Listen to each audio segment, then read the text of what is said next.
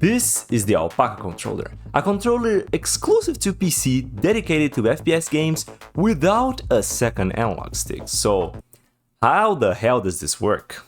You know, the thing that makes mice so precise is the fact that they follow your physical movements. No extra fluff, no acceleration, no dead zones, no aim assist, just if you move the mouse, the camera moves with you. Simple. On the other hand, analog sticks don't actually do that. If you push the analog stick to any direction, the camera will keep moving until you let go of the analog stick. So it isn't actually following your physical movements because you're not moving your thumb, you're just pushing it to one direction, but the camera is still moving. The sacrifices that you have to make between mouse and analog stick players is so great that this is kind of a meme. Like, you know this sound effect?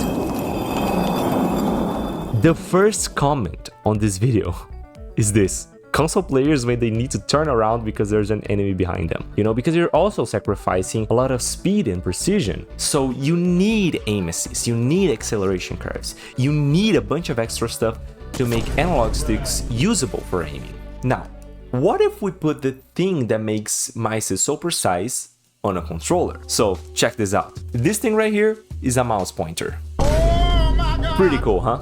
Now, the way that this works is really simple. The Alpakka controller is basically emulating a mouse with gyro sensors. So you have this capacitive touchpad, and when you touch that, gyro will be enabled, and when you let that go, gyro will be disabled. This controller relies on a technique called gyro ratcheting, because you need to enable gyro, move the controller until you can't move it any further, then disable gyro, reposition the controller and enable gyro again. This sounds like way too many steps, but once you get used to it, it's really simple. To be fair, this is not my preferred way of playing these games. I much rather use gyro with FlickStick. FlickStick allows me to snap the camera to the angle that I pointed with the right analog stick. And I prefer playing games with gyro always on instead of on only when my thumb is on top of the face buttons. So the footage that you're gonna see on this video is not my A game, but this controller was in fact made with gyro aiming in mind. As you can see, there is no second analog stick. This little thing here is not an analog stick, it's actually an 8-way directional stick, but I'm gonna talk about that later. There's also no rumble feature because when you're aiming, you don't want the controller to keep rumbling and shaking your aim. There are also no analog triggers, which is pretty good actually, because when you're playing with gyro, the travel distance can move the controller. With a shorter travel distance, it's much easier to keep your aim steady while playing. And another exciting thing is that this controller has 2 gyro sensors, instead of the standard 1 gyro sensor. And the reason for that is because gyro aiming can often lose calibration. So having 2 gyro sensors mean that they will calibrate each other, so you experience less noise and much more stability. It's crazy. Now, you may have noticed that this is a 3D printed controller, and because of that we can have these very nice colors. Mine is inspired by Unit 01 from my favorite anime, Neon Genesis Evangelion, and if I ever get another Alpakka controller, I'll probably choose the Unit 02 color scheme. Since this controller is 3D printed, there are some things that I do not like about it. For example, 3D printed stuff often have these little dents. This is just a byproduct of the way that they are made. The problem with that is that the buttons are also 3D printed. You will notice right away once you press these buttons is that this controller is very noisy. Because the plastic is rubbing against the controller's shell. I suppose you can choose better materials to print this controller, which would be pretty cool, but I have to confirm that. Oh. Noisy buttons combined with the low weight of this controller makes it feel a little cheap. And this controller is not cheap at all. So this is something to keep in mind if you want to buy something like this. By now, you probably noticed that gyro isn't the only weird thing about this controller. This controller also has a scroll wheel, this 8-directional switch for weapon wheels and stuff. It has 2 back buttons, and a capacitive touchpad that I already mentioned. And you can rebind every button on this controller with an incredible input remapper made by Input Labs. So this controller is extremely versatile, it's actually insane. Like, you have all of these different profiles that Input Labs already made for you, and you can customize each one of them, and you have 4 different ones that you can start from scratch or copy between them. It's incredible, really. This controller is so customizable that you can even type with it. They have a pretty detailed explanation on their website. It's pretty cool. The only thing that I dislike about this input remapper is that it is a bit hidden on the website.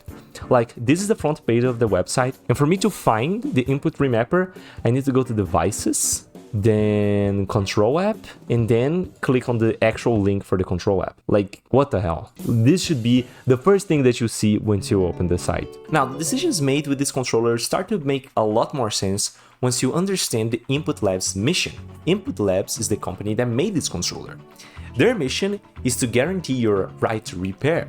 This controller is completely open source. It's incredibly easy to fix because if you break a plastic part, you can just print another one, and if you break a hardware part, you can just buy another one from them. You can mod this thing, you can do whatever you want, really. The thing about being a gyro gamer is that gyro isn't very compatible with a lot of things. Yes, you are essentially emulating a mouse, but the problem is, not every game allows for gamepad and mouse inputs at the same time. Gyro to joystick emulation isn't possible on this controller, which is fine. Gyro to joystick often suck anyway. It's just that if you want to play a game that doesn't have mixed input support, you will need to emulate a keyboard and mouse.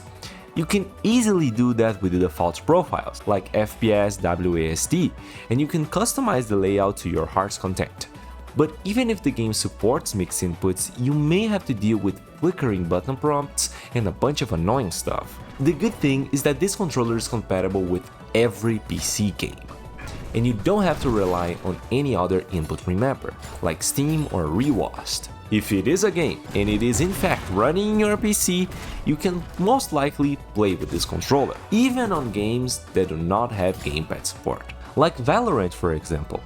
This is impressive because Riot Games have a very strong anti-cheat that checks a physical keyboard and mouse in your device manager, which makes using other input remappers really hard for playing this game. But with the Alpakka controller, you just plug the controller and play. It's that easy. The first game that I wanted to try with this controller was Doom Eternal.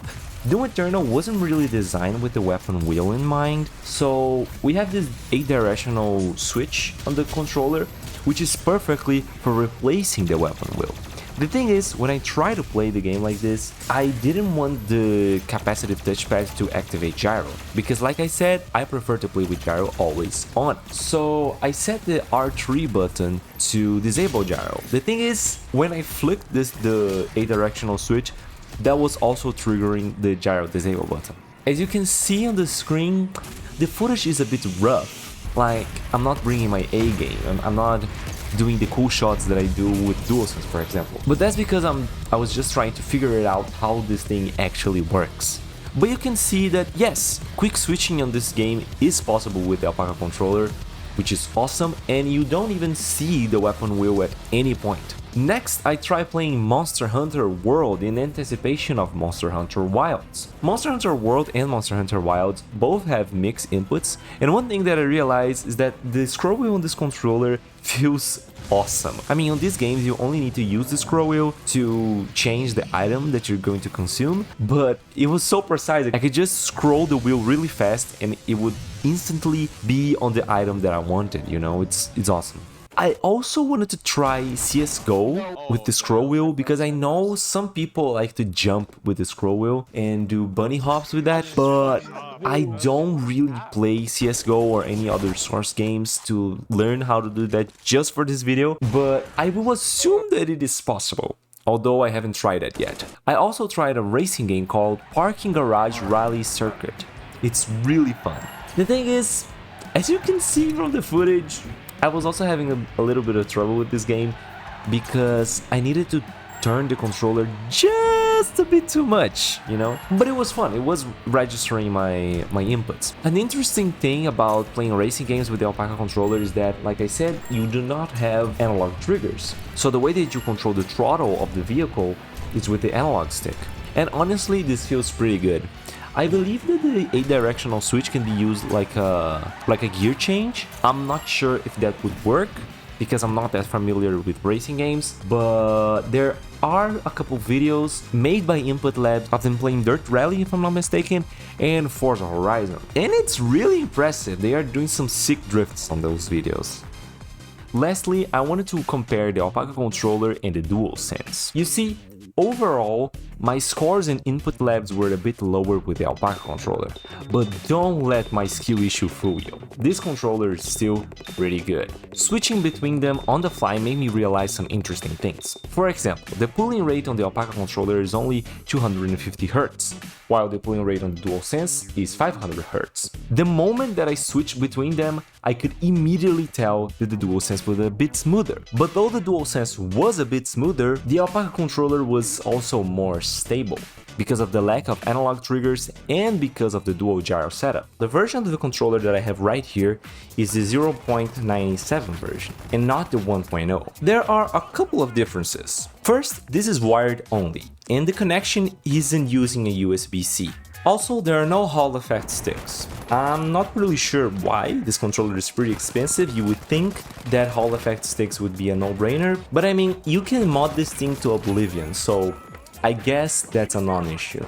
Now, I know the purpose of this controller is to not have a second analog stick, but the 1.0 version has a tiny analog stick that I think it's really cute and it's perfect for FlickStick. Now the question is, should you buy this controller? If you looked at this controller and you thought, holy f***ing shit, I cannot wait to play with something like this, then yes, please buy this controller. You will not be disappointed. But if you are more like me and you look at this controller and you think, wow, a controller dedicated for gyro, that's pretty cool, but I would like an analog stick, then you should wait for the 1.0 version.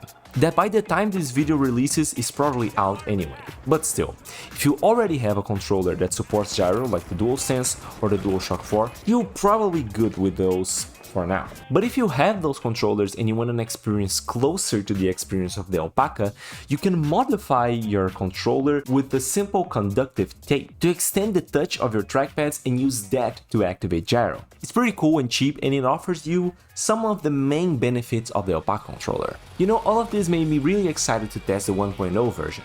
I can't wait to use all of these features with FlickStick. That would be awesome. I don't know if Input Labs will send the 1.0 version to me because I took so long to make a video about this one, but if they do and you would like to see how this controller works with a proper analog stick, then subscribe so you don't miss that video in the future. And if you like this video, you'll probably like this other one too. Thanks for watching.